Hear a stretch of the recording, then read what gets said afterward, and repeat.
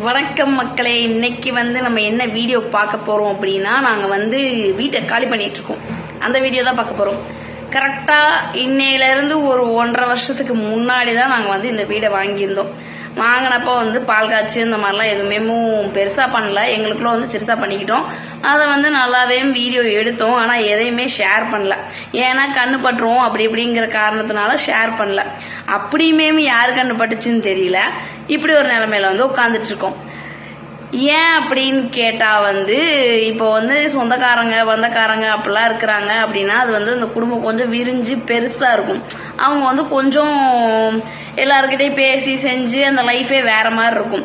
ஆனா எங்களோட லைஃப் அப்படி கிடையாது. எங்க ஃபேமிலியில எங்க அம்மா, என் தங்கச்சி, நானே, எங்க வீட்டுக்காரர் 4 பேருக்குள்ளதான் எந்த முடிவுனாலும் எடுத்துக்கிடுவோம். கஷ்ட நாள் நஷ்ட நாள் எல்லாமே நாங்க 4 பேர் தான் பாத்துக்குருவோம்.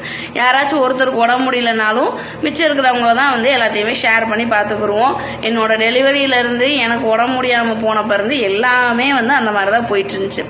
இப்படியே போயிட்டு இருந்துச்சு. எதுக்கு வேற யாருக்காச்சும் மாசம் 10,000 ரூபாய் வாடகை கொடுக்குறோமே, அதை ஒரு இஎம்ஐயா கட்டினோம்னா அந்த வீடு நம்ம பேர்ல இருக்குமே அப்படிங்கிற ஒரு ஆசையில வீட்டை வாங்கியாச்சு. இன்னைக்கு இருக்கிற காலகட்டத்தில் ஒரு சிங்கிள் பேரண்டா 2 பொம்பளை பிள்ளைங்களையும் தனியா வளர்க்குறதுங்கிறது அவ்வளோ ஒரு ஈஸியான விஷயம் கிடையாது. எங்க அம்மா எங்களுக்காக வேண்டி அவங்களோட எல்லா சந்தோஷத்தையும் விட்டுட்டு எங்க 2 பேர் லைஃப் தான் முக்கியம், நானும் என் தங்கச்சியும் தான் முக்கியம் அப்படிங்கிறதுக்காக வேண்டி ரொம்ப கஷ்டப்பட்டாங்க.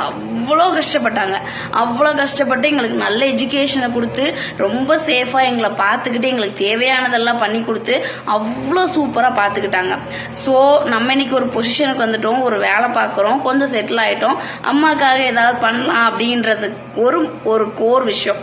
அந்த விஷயத்தினாலதான் இந்த வீட்டை வாங்கணும். இன்னைக்கு இங்க யாருமே இல்லை. யாருக்காக வீட்டை வாங்கணுமோ அவங்களும் இல்லை. நாங்க இங்க ஸ்டே பண்ற சிச்சுவேஷன்லயும் இல்லை. ஸோ இதை வாடகைக்கு விடலாம் அப்படின்னு ஒரு பிளான் பண்ணியிருக்கோம். அதனால ஃபுல்லா காலி பண்ணிட்டு வாசல்ல உட்காந்துட்டு இருக்கிறேன்.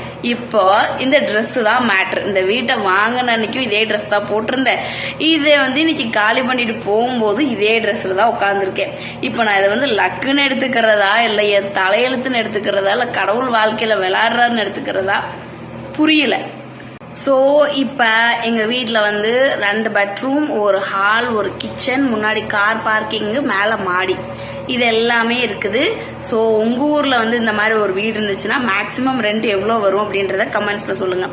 2வது ஒரு விஷயம் என்ன அப்படின்னா, எந்த வயசில் பிள்ளைங்களுக்கு அம்மா அப்பா 2 பேரும் தேவையோ அந்த வயசில் எல்லா பொறுப்பையும் எங்கள் அம்மா தலை மேலே வச்சுட்டு 2 பொம்பளை பிள்ளை எனக்கு வேண்டாம் அப்படின்னு சொல்லிட்டு எல்லாமா இருந்து அந்த குடும்பத்தை நடத்த வேண்டிய குடும்ப தலைவன் வெளியேறி போயாச்சு. அதாவது எங்க அப்பா, நாங்க வேண்டாம், எங்க அம்மா வேண்டாம், இந்த குடும்பம் வேண்டாம், உங்களுக்கு என்னால சம்பாரிச்சு கொடுக்க முடியாது அப்படின்னு சொல்லிட்டு கிளம்பி வெளில போயாச்சு.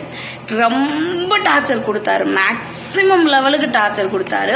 இப்ப எங்க அம்மா இல்ல. இப்போ என்ன கேக்குறாரு அப்படின்னா, வீட்டோட சாவியை என்கிட்ட கொடுத்துருங்க, எனக்கு தங்குறதுக்கு எங்கேயும் இடம் இல்லை, அதனால நான் இங்க தங்கிக்கிறேன், நான் நல்லாவே பாத்துக்கிறேன் வீட்டை அப்படிங்கிற மாதிரி ரொம்ப பொலைட்டா அப்ப இருந்ததுக்கு அப்படியே ஆப்போசிட்டா இப்ப பேசுறாரு.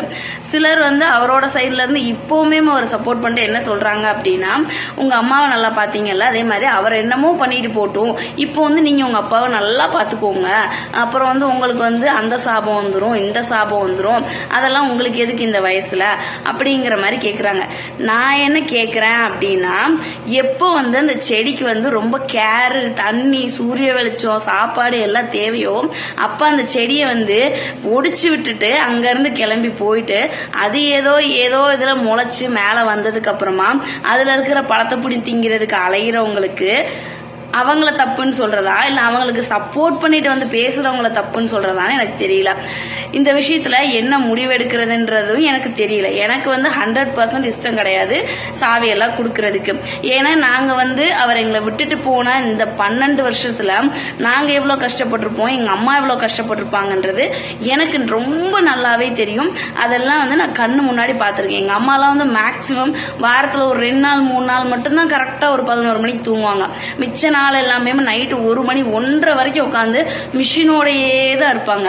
அவங்க உயிர் போன அன்னைக்கு கடைசியா 7:30 மணி வரைக்கும் கூட தைச்சிட்டு வந்துதான் அவங்க உயிர் போச்சு. அப்படி ஒருத்தவங்களும் நாங்க பாத்துக்கிட்டதை இவங்களோட கம்பேர் பண்ணி இவங்களையும் பாத்துக்கோங்கன்னு சொல்றதுல எனக்கு இஷ்டம் இல்லை. உங்களோட கருத்து என்னன்றதை கமெண்ட்ஸில் சொல்லுங்கள்.